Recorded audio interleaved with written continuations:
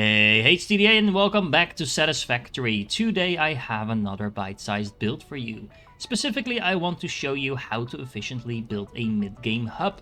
Over the past two episodes, we've been building towards our basic production, which includes our beautiful towers over here, our earlier steel and copper build down in the basin near our coal power, and before that our simple plastic and rubber setup. Which, come to think of it, is not going to be sufficient for what we're actually going to need, but we'll deal with that at the end of our episode, because I want to do something really fun with that. Make sure you stick around till the end, but for now, let's get going with our hub. Now, when it comes to building a hub, the most important feature about building a hub is the location. In this case, I'm thinking about building it very close to where the majority of our materials are coming from, and that is the towers that we've built in the previous few episodes. We also have the plastic production over there, so we're going to be using a lot of that. And it's fairly close to the third location where we're going to get resources from, which is over here, which has the copper production as well as the steel encased beams and general steel production. So it's very central. It's also a very nice open area. We can build on the water over here. We'll have the beach as a kind of highway for all our trucks. And in general, I just think it's a natural location to build it. The other central locations over here are highly congested with all kinds of terrain features and stuff like that I really don't want to have to bother about. Now, the first thing you want to do when you're making a hub is making sure you have enough space. In this case, we want to be building a hub that will be producing both computers as well as heavy modular frames. And even though we've done a lot of our pre-production in separate sites, we are still going to need a lot of space. Generally speaking, if you think you're going to need a certain amount of space, at least double it, maybe triple it, and then that's probably the amount of space you're going to need. As a side note, you might notice that on the right hand side I actually have a little bit of raised flooring over here. And even though we're on top of the water, we don't necessarily need to do that. There's not really any obstructions in the way, although I think there is some rock hiding underneath here at some place. But generally speaking, it's a good idea to raise your hub slightly above the ground, just in case for whatever reason you need to go below your floor with some belts or whatever, and you basically want to make sure you always have the option to do so, just in case you need to do that. So raising your main floor at least a little bit off the ground is generally speaking a very good idea. Now, another very important thing about making a central hub is that you plan it out in advance. Specifically, if you're going to be combining a lot of different items in a single hub like I am doing over here, you're going to need to know what you're going to be bringing in, what is going to go in which part of the facility, and ideally, you do it in such a way that you don't have to have a separate truck stop for every single resource. So the way I've set it up over here is that we're going to have the pipe encased beams, rods, and plates on the far left truck station. We're going to have a lot of screws coming in. 2 full belts of screws to be exact. So those are going to go in the middle truck station, and then we're going to have copper sheets, plastic, cables, and fuel. Maybe fuel, some sort of fuel, I'm not entirely sure about that yet, on the right hand side. And basically I am placing down a truck stop to make sure we have those incoming items going in those directions, but we're also going to need some way to make sure those are nicely allocated to their production facilities. And in order to do that, I'm using these industrial storage units, which is going to allow us not just to have a buffer in between, but it's also going to allow us to easily pick up some of those items in case we want. Because in this way, we basically have another central storage facility on top of a production facility, all combined in one. So that's just very, very handy. Now, just a few quick side notes. If you've been playing along with me during this playthrough, you're going to need to unlock the industrial manufacturing. Apparently I can't speak. For the very simple reason that you will need access to the manufacturer, and of course you actually want to unlock the computers, because that's what we're going to be producing, at least one of those 2 items we're going to be producing in this hub. And the manufacturer is actually going to be needed to automate production of computers as well as heavy modular frames. Now, in order to build manufacturers, you're actually going to need heavy modular frames, so you're going to need to handcraft at least a couple of those. You're only going to need 2 manufacturers. We're going to have 1 producing heavy modular frames and 1 producing computers. But in order to place those down, you are going to do so on handcrafting. There's no way to avoid that, so better get to it. Now, of course, when you unlock a new building, you might as well make a blueprint to make sure you can efficiently place those down. So, in my case, I built a very simple layout. As you can see, the manufacturer is so big, there is only going to fit one in a blueprint. But just setting this up with some simple foundations as well as some floor holes, maybe connect a power pole with a connection to it already. Just make sure it saves you that much time on laying this out. Now you can actually take this a step further because I want to make a kind of clean build where I'm going to put all the belting below. I'm not going to include those in the blueprints, but you could actually do that as well, of course, if that's what you want. It will save you a lot of time building these very complicated machines. When you're ready to start building, make sure you think a little bit ahead about how your blueprints work if that's what you're going to be using, so you plan accordingly. For example, in my case, because I use blueprints that are already on a foundation, I actually need to make a fake layer at first that is actually going to serve as the layer underneath the actual foundations where my buildings are going to be on top. Because I want to have my second floor at exactly one foundation high, that means that the fake layer or the temporary layer, whatever you want to call it, is going to be just below the size of one foundation, so I can actually place my blueprints on top of that. Because like I said, my blueprints are going to be including a foundation already, so now I can easily place those on top, can easily align them with the grid. And I have, of course, one for the constructor, one for the assembler, and I just showed you the one for the manufacturer. Now, these are, of course, not the locations where they're going to go, but you get an idea of how we're going to be building this. And once these are down, all we need to do is remove the layer that is beneath, and then we're good to go. And that will automatically make sure that we have the floor holes popping out, etc., and so we can build in the belts. Now, I like the hubs to be kind of open spacey, so I don't want to have all my production facilities crammed into a too tight space, although I do that with the basic facilities. I prefer doing the hubs with more open-minded, so it's very easy to move around. It's very easy to reach all the storage units in case I want to pick something up. It's easy to kind of debug the system in case something goes wrong, etc., etc. These are going to be relatively more complex than the simple builds we've been doing over the past few episodes. So I set them up accordingly. I also set them up in such a way that it's very easy to tell what is being produced where. So for example, over there we are going to be producing the heavy modular frames, which means we're actually going to need to produce the normal modular frames as well. So those are the 5 units in the back, and in order to build those, we're actually also going to need reinforced iron plates, which are the 3 facilities over here. Now on this side we are going to be making the computers. We have almost all the basic resources we need in order to make those computers, with the exception of circuit boards, which are going to be produced in these facilities over here.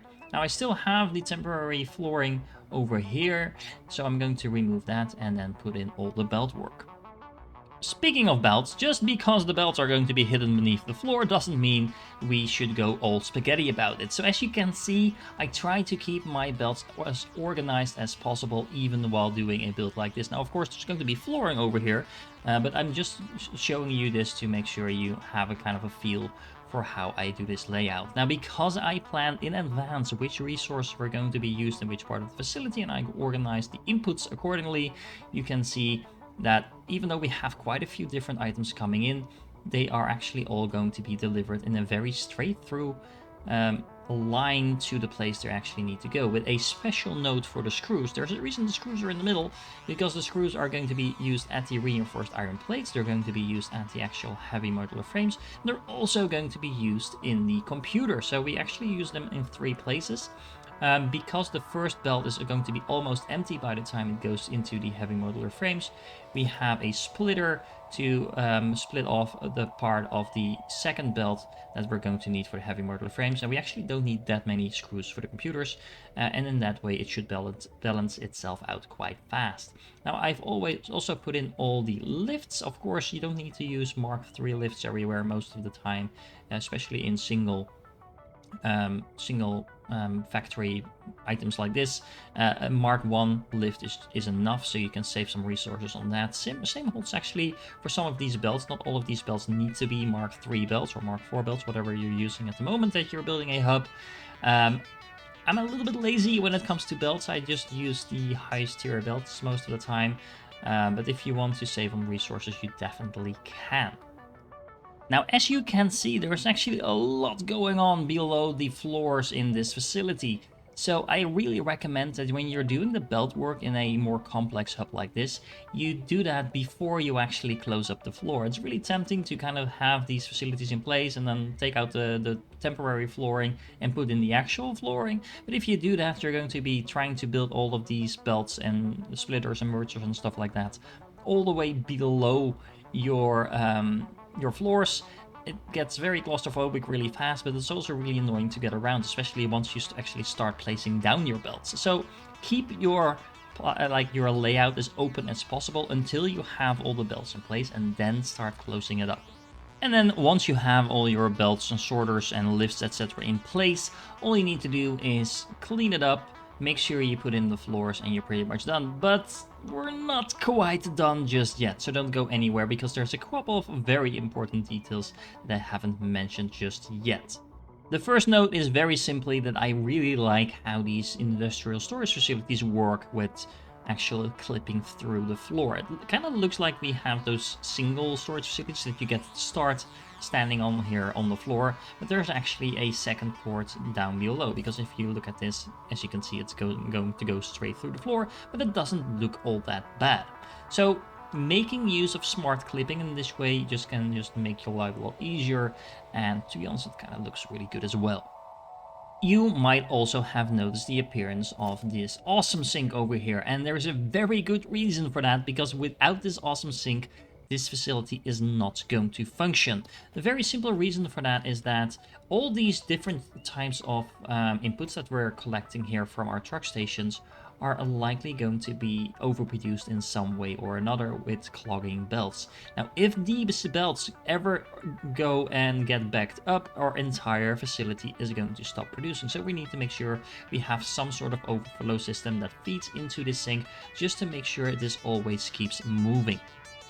Now, of course, it's very simple to actually set up a system where you have several items coming in at the same location, but you split them off afterwards, and that's by using smart splitters. So as you can see, for example, over here, we're splitting off plastic that goes into the storage unit, and then we have the center outputs, which in this case is going on to the left over here, on overflow, which means all the products that are not plastic are going to go on the overflow. But also, if we have the storage unit completely filled up, the overflow of plastic will actually also be going on this belt. And then on the second one, we have the same thing for the copper sheets.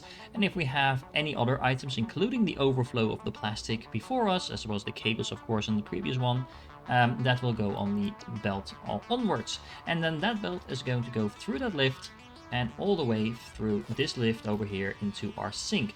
We have the same situation for the left truck station setup over here.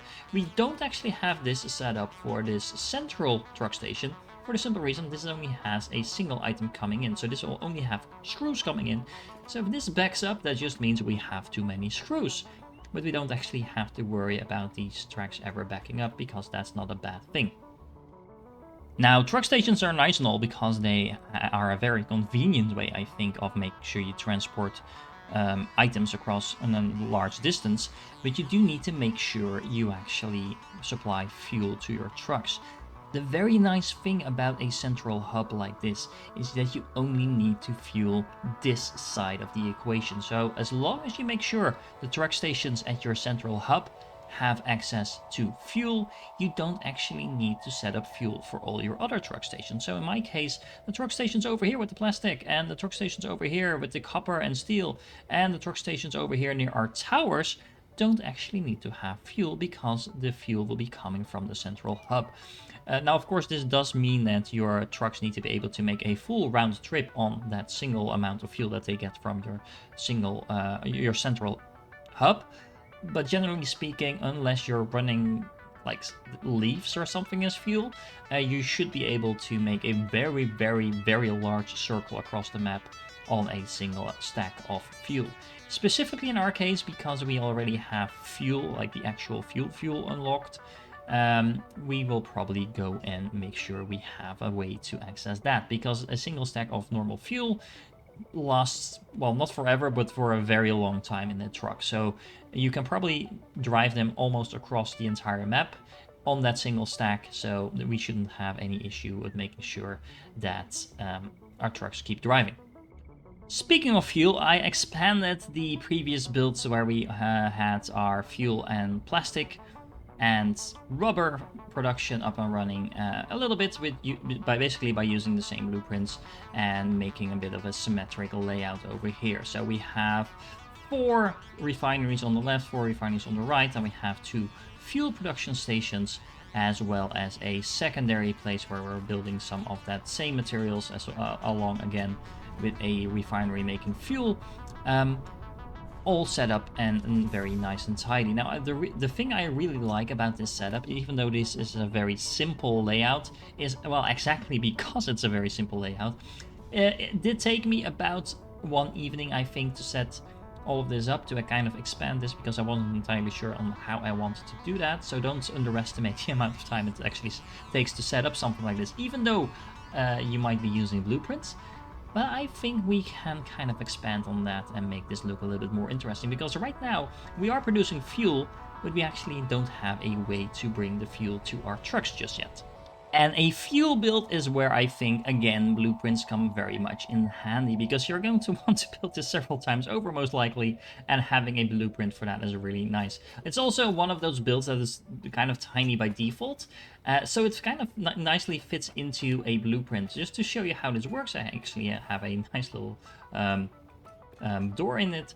Basically, all you need is a constructor making empty canisters. You only need to put it at 2/3 speed, because you need 40 per minute in order to supply one packager that is going to be supplied with fuel and empty canisters in order to make packaged fuel. So very nice and tidy. Setting this up with power attached and some doors, as well as belting, in such a way that you can basically bring in the plastic that you're going to need for the packaging on the right side. At least in this build, you can of course put in the inputs and outputs wherever you want. Also to put in a wall hole for the pipe.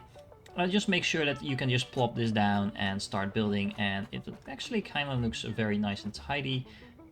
It has a roof on it, it has a central line to make sure that power actually has something to go. All you need to do is place this down, hook it up, and you will have a functional packaging facility for fuel.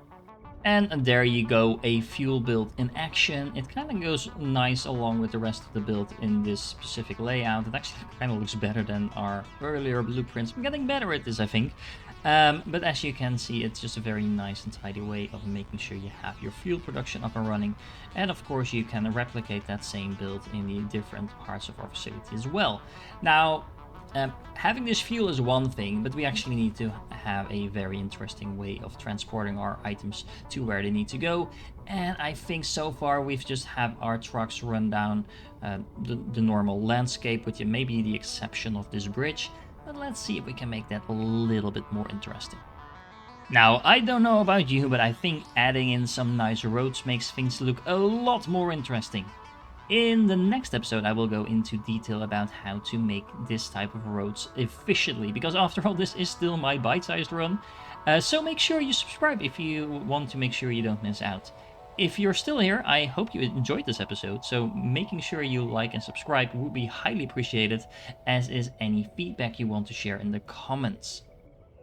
And of course, in the next episode, once we get all our trucks up and running, we'll also be able to turn all of these awesome machines up, get our computers and heavy modular frames fully automated, and make a giant leap in terms of our progress, because we have about, I don't think, 5 or 6 milestones that require either computers or heavy modular frames or packaged fuel actually, in order to unlock, and we'll have access to all of that back then. For now, I really hope you enjoyed this episode, and I hope to catch you in the next one.